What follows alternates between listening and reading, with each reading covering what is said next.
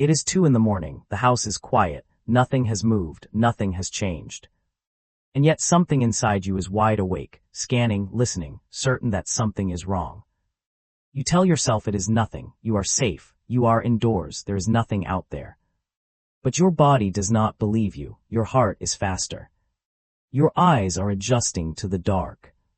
Some ancient, wordless part of you is absolutely convinced that something is watching. That feeling is not irrational, it is not a glitch. It is a message from your ancestors, and it is one of the oldest messages in human history. This is the story of what ancient humans feared the most. And the answer will change how you understand every fear you have ever felt. Before we talk about what terrified them, you need to understand something about who they were. For at least 2 million years, Homo sapiens and our immediate ancestors were not the apex predators of this planet. We were prey. Small, slow, mostly hairless primates with flat teeth, no claws, poor night vision, and no natural armor. We were outrun by horses, outclimbed by leopards, outmuscled by bears, and outsmarted on many occasions by wolves. Paleoanthropologist Robert Bramble at Harvard University has studied the skeletal remains of early humans for decades. His research confirms what the fossil record has been telling us all along. The bones of our ancestors show puncture marks from big cat teeth, talon scrapes from large birds of prey, and evidence of being consumed by hyenas. We were not at the top of the food chain. We were somewhere in the middle, constantly looking over our shoulders. And the thing they feared most was not death in the abstract, it was darkness. Not because darkness is philosophically threatening, but because darkness, for 2 million years of human evolution, was when the killing happened. The large predators that hunted early humans, cave lions, leopards, saber-toothed cats, spotted hyenas, were all built for low-light hunting. Their eyes were optimized for night, ours were not. When the sun went down in the African savanna, the playing field shifted dramatically. During the day, a group of humans with spears and cooperative strategy could defend themselves. At night they were nearly blind, and the predators were not. Anthropologist Louis Liebenberg, who has spent years studying modern hunter-gatherer communities in the Kalahari, found that even today, the San people, one of the oldest continuous human cultures on Earth, maintain specific behaviors around fire and darkness that trace directly back to this ancient threat. They do not sleep in complete darkness.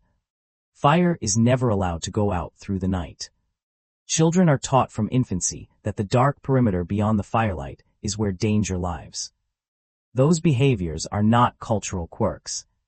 They are survival algorithms written into human practice over hundreds of thousands of years. And they are still running inside you. Think about why horror films work. Why the monster is always more terrifying before you see it. Why the sound in the hallway is scarier than whatever is actually there. Your brain is not responding to the film. It is responding to the ancient probability calculation that says, unknown thing in the dark equals high chance of death, turn up the adrenaline. Do it now, do not wait for confirmation. That is your Pleistocene brain, doing exactly what it was designed to do. But darkness was not the only thing they feared. It was not even close to the whole picture.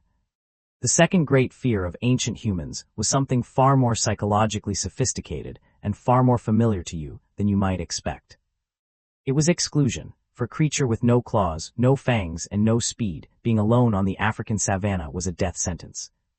Survival was entirely collective. You needed your group to hunt, to defend, to share food, to raise children, to warn you when the lion was circling the camp. A single human being, separated from the group, had a life expectancy measured in hours or days, not years. Neuroscientist Matthew Lieberman at UCLA spent years studying the human brain's response to social rejection. His research, published in 2013 in his book Social, Why Our Brains Are Wired to Connect, revealed something astonishing. The brain processes social exclusion in exactly the same neural regions that process physical pain.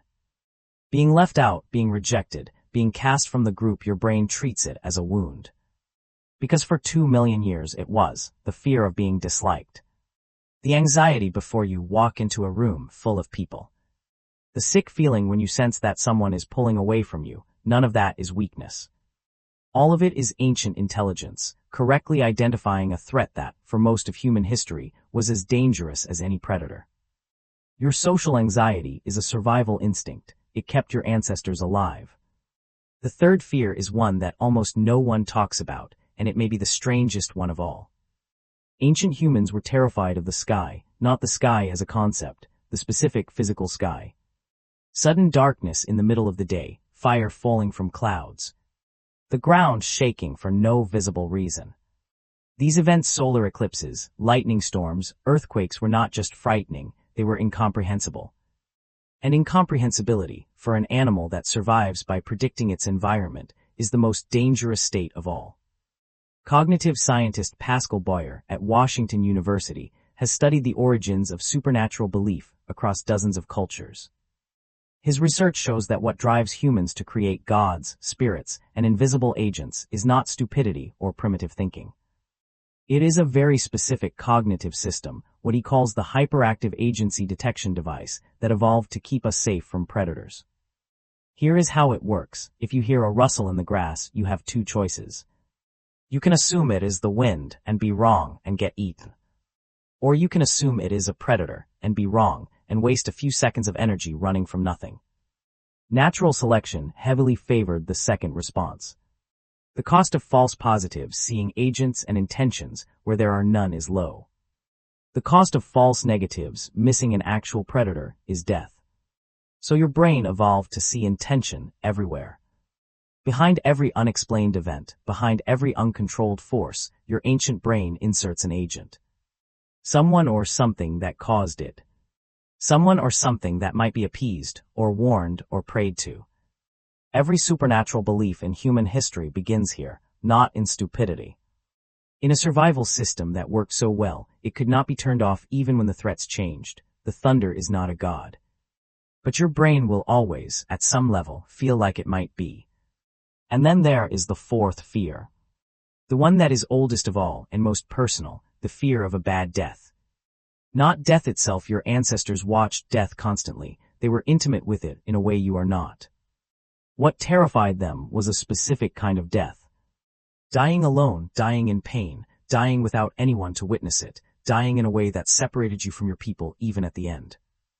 Archaeological evidence suggests that even the earliest human communities went to extraordinary lengths to prevent this. The Shanidar Cave Neanderthals, studied by Eric Trinkhaus at Washington University, show patterns of care for the injured and elderly that can only be explained by a deep cultural commitment to not letting people die alone and uncared for. One individual at Shanidar had been blind, deaf, and one-armed for years before death. He survived only because others fed him, sheltered him, kept him within the group. The fear of abandonment in dying was so powerful that it restructured how entire communities organized themselves. That same fear lives in you.